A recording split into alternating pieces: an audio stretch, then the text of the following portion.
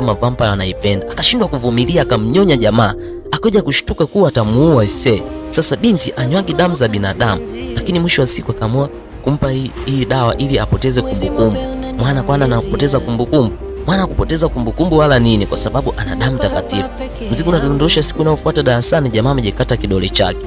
Ile harufu ya damu inamchanganya bidada kwa sababu hii damu ni takatifu. Mshikaji anakuja kuuliza, "Mbona wewe ulikuwa niangalia sana nilivyojikata?" Bidada akamwambia, "Hamna bwana, nilikuwa nakuangalia tu."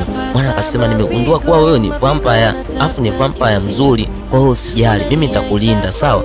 Mwana kaahidi hivi. Bidada akasema, "Uwezo kanilinda hata kidogo. Mimi ndio nitakulinda." Sasa leo huku darasani, mwana akiwa amegeuka mbele, kuna jamaa anakuja hapa na yeye ni vampire, anaitwa Jiu.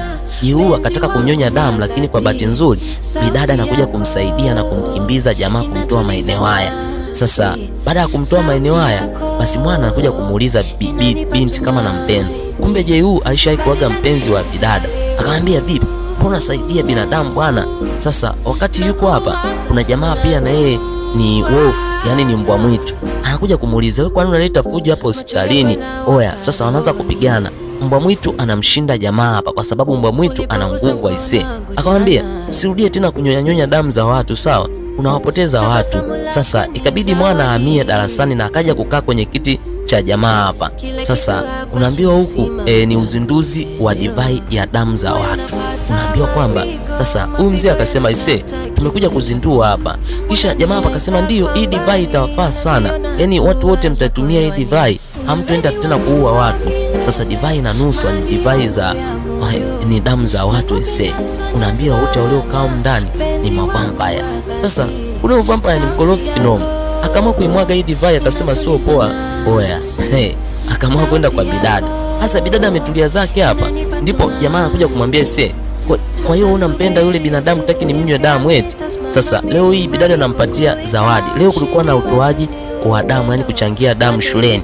Sasa ndipo huyu vampire anakuja kumnusa jamaa, anagundua kuwa ana damu takatifu. Anainusa hii damu, hakuja kushtuka kuwa ase, hii damu ni takatifu.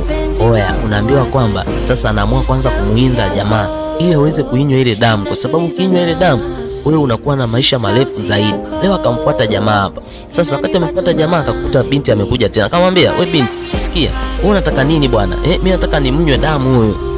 Sasa jamaa akawa anasema, "Nataka nimnywe damu." Akamkaba pale mshikaji.